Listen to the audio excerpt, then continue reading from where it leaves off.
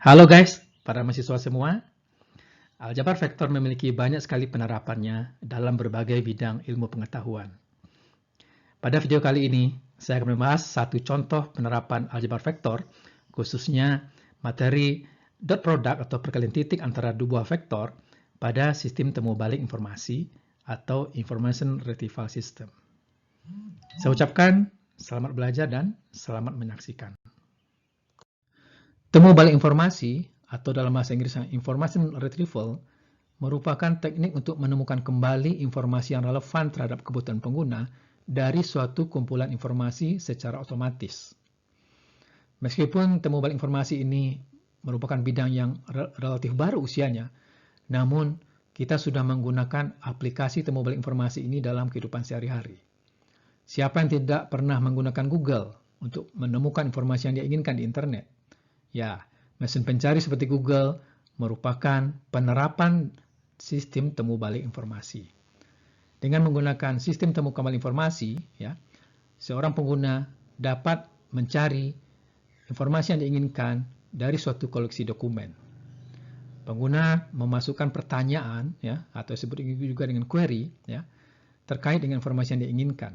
Kemudian sistem temu kembali informasi akan mencari informasi yang diinginkan oleh pengguna ini terhadap koleksi dokumen ini, lalu menampilkan atau menghasilkan, ya, kumpulan dokumen yang relevan dengan kebutuhan pengguna.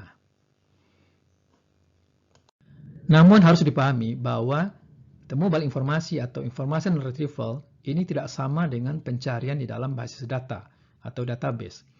Basis data merupakan kumpulan informasi yang terstruktur. Sebuah basis data disusun oleh sejumlah tabel. Ya, setiap tabel terdiri atas sejumlah record, ya, seperti ini, dan setiap record disusun oleh sejumlah field. Jadi melakukan pencarian di dalam basis data artinya melakukan pencarian informasi, ya, di dalam kumpulan informasi yang terstruktur. Sedangkan information retrieval itu umumnya digunakan pada pencarian informasi yang tidak terstruktur. Nah, apa contoh informasi yang tak terstruktur?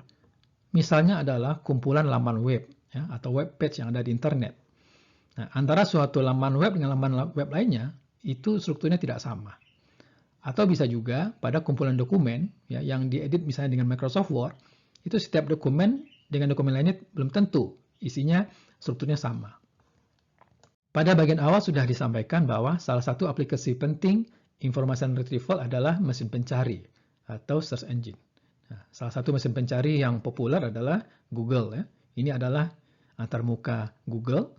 Di sini pengguna bisa memasukkan query, ya, berupa informasi yang dia inginkan. Kemudian sistem temu balik informasi di dalam Google ini akan menampilkan sekumpulan informasi yang relevan, ya, dengan query yang dimasukkan oleh pengguna. Nah, ini adalah hasil pencarian terhadap query, ya, yaitu query demo kenaikan harga BBM tahun 2015. Nah, hasil pencarian ini akan ditampilkan dalam urutan yang paling relevan hingga yang kurang relevan. Jadi yang paling atas menunjukkan yang paling relevan dengan query ini, sedangkan yang di bawahnya ini yang kurang relevan, dan seterusnya. Ini hasil pencarian lainnya, ya. Banyak sekali hasil pencarian untuk query tadi, ya. Jadi di sini diberi nomor 1, 2, sampai 10. Nah, makin ke kanan berarti informasi yang ditampilkan merupakan informasi yang tidak terlalu relevan. Salah satu model yang terdapat di dalam information retrieval adalah model ruang vektor. Nah, disebut model ruang vektor karena model ini menggunakan teori-teori yang terdapat di dalam aljabar vektor seperti yang sudah kita pelajari sejauh ini. Di dalam model ruang vektor, dokumen maupun query akan direpresentasikan sebagai vektor. Nah, seperti apa model ruang vektor tersebut akan dijelaskan berikut ini. Misalkan terdapat n buah kata yang berbeda sebagai kamus kata atau indeks kata. Nah, kata-kata di dalam vocabulary itu membentuk ruang vektor berdimensi n. Setiap dokumen maupun query akan dinyatakan sebagai vektor di ruang vektor yang berdimensi n tersebut sebagai vektor W, ya, dengan komponen W1, W2 sampai Wn, ya, di dalam Rn. Nah, Wi, ya, yaitu komponen dari vektor W ini adalah bobot setiap kata i di dalam query. maupun dokumen. Nah, nilai WI dapat menyatakan jumlah kemunculan kata tersebut di dalam dokumen. Sebagai contoh, misalkan terdapat 3 buah kata di dalam vocabulary, yaitu T1, T2, dan T3. Kemudian 2 buah dokumen, yaitu D1 dan D2, serta sebuah query key. Nah, masing-masing dokumen maupun query dinyatakan sebagai vektor. Dokumen pertama dinyatakan sebagai vektor D1, yaitu dengan komponen 2, 3, 5.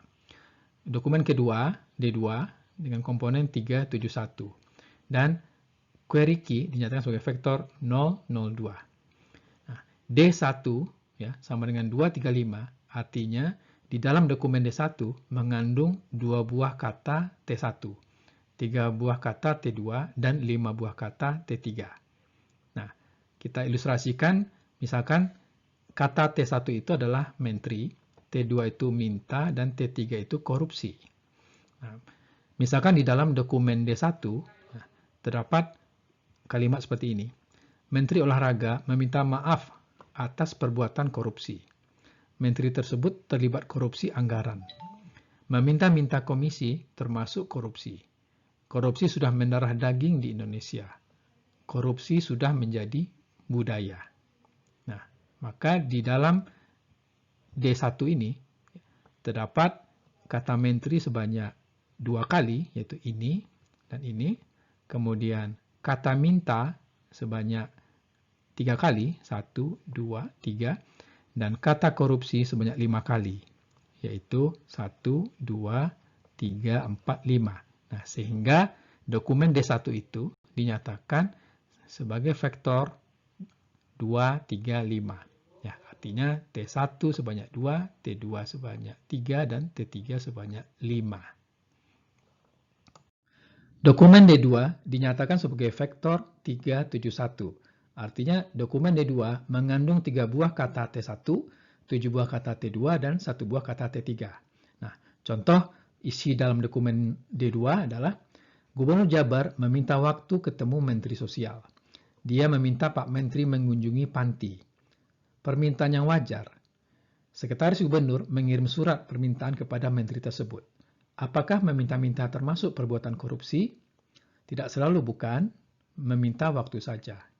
Nah, jadi di sini kata menteri ada 3 kali, 1, 2, 3. Kata minta ada 7 kali, ya 1, 2, 3, 4, 5, 6, 7. Dan kata korupsi ada 1 kali, yaitu ini. Kemudian query, ya, dinyatakan sebagai vektor 0, 0, 2. Artinya query key hanya mengandung 2 buah kata T3. Nah, contoh query misalnya gini, ya, isi dalam query adalah korupsi besar atau kecil tetap saja korupsi. Nah, jadi kata korupsi di sini muncul 2 kali. Ya. 3 buah vektor tersebut yaitu D1, D2, dan key dapat digambarkan secara grafik sebagai berikut.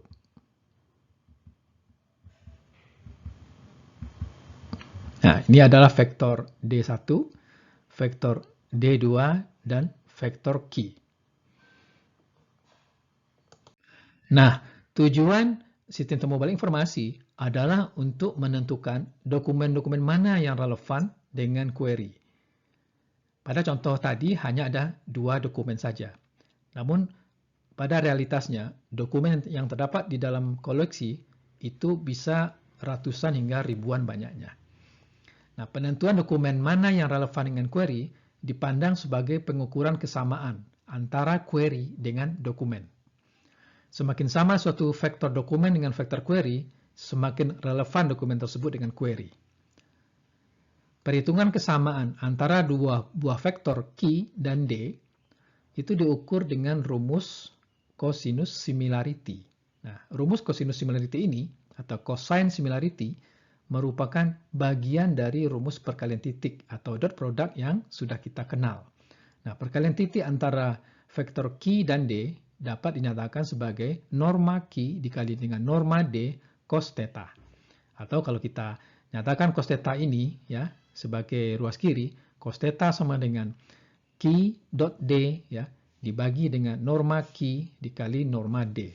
Nah, inilah yang disebut dengan cosine similarity, yaitu ukuran kesamaan antara vektor key dengan vektor D. Nah, key.d atau perkalian titik key dengan d dapat dinyatakan sebagai perkalian komponen-komponen vektor key dan d, yaitu Q1 kali D1 tambah Q2 kali D2 dan seterusnya tambah Qn kali Dn. Jadi, rumus cosine similarity ini digunakan untuk menghitung sudut yang dibentuk oleh setiap vektor dokumen dengan vektor key. Nah, jadi di sini untuk vektor D1, sudut yang dibentuk dengan vektor key adalah θ1. Sedangkan sudut yang dibentuk oleh dokumen D2 dengan vektor key adalah θ2. Nah, di dalam trigonometri kita sudah mengetahui bahwa jika kosinus θ sama dengan 1, itu berarti sudut θ-nya sama dengan 0. Ya. Cos 0 derajat sama dengan 1. Itu berarti vektor Q dan D berimpit atau sejajar. Ya. Yang berarti bahwa dokumen D sesuai ya, atau paling mirip dengan query Q. Jadi, apabila dalam perhitungan cosine similarity ini nilai kosinus yang besar, itu mengindikasikan bahwa dokumen cenderung sesuai dengan query. Semakin nilai kosinus tersebut semakin mendekati 1, itu berarti semakin mirip dokumen tersebut dengan query.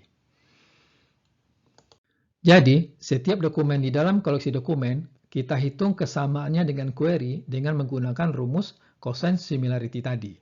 Nah, selanjutnya, hasil perhitungan cosine similarity di ranking berdasarkan nilai kosinus dari besar ke kecil sebagai proses pemilihan dokumen yang paling mendekati dengan query. Nah, perankingan tersebut menyatakan dokumen yang paling relevan hingga yang kurang relevan dengan query. Nilai cosine yang besar menyatakan dokumen yang relevan, sedangkan nilai cosine yang kecil menyatakan dokumen tersebut kurang relevan dengan query. Nah, mari kita hitung ya kemiripan antara setiap dokumen dengan query dengan menggunakan rumus cosine similarity tadi. Untuk dokumen pertama, kita hitung dot produknya dengan query. Ya. Q.D1 sama dengan 2 kali 0 tambah 3 kali 0 tambah 5 kali 2 sama dengan 10. Kemudian untuk dokumen D2, Q.D2 sama dengan 3 kali 0 tambah 7 kali 0 tambah 1 kali 2 sama dengan 2. Kemudian norma Q ya, atau magnitude Q adalah akar 0 kuadrat tambah 0 kuadrat tambah 2 kuadrat, yaitu akar 4 sama dengan 2. Sedangkan norma D1 adalah akar 2 kuadrat tambah 3 kuadrat tambah 5 kuadrat, ya, akar 38. D2, akar 3 kuadrat tambah 7 kuadrat tambah 1 kuadrat, ya, akar 59. Maka, kemiripan antara dokumen D1 dengan query Q, ya, dengan menggunakan rumus cosine similarity, cos θ1 sama dengan Q1 D1, ya, dibagi dengan norma Q kali dengan norma D1. Ini sama dengan 10 dibagi dengan 2 akar 38, yaitu sama dengan 0,81.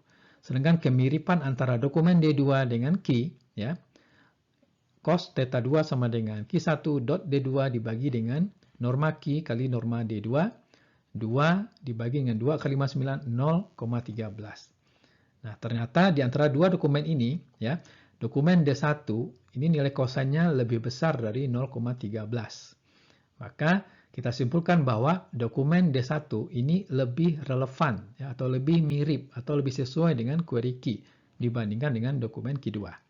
Nah, apabila di dalam koleksi dokumen kita memiliki banyak dokumen, ya tidak hanya dua seperti ini, misalnya ada ratusan atau ribuan, nah kita akan melakukan perhitungan yang sama seperti ini, kemudian nilai cosine ini ya akan kita urutkan, ya, mulai dari paling besar hingga yang paling kecil.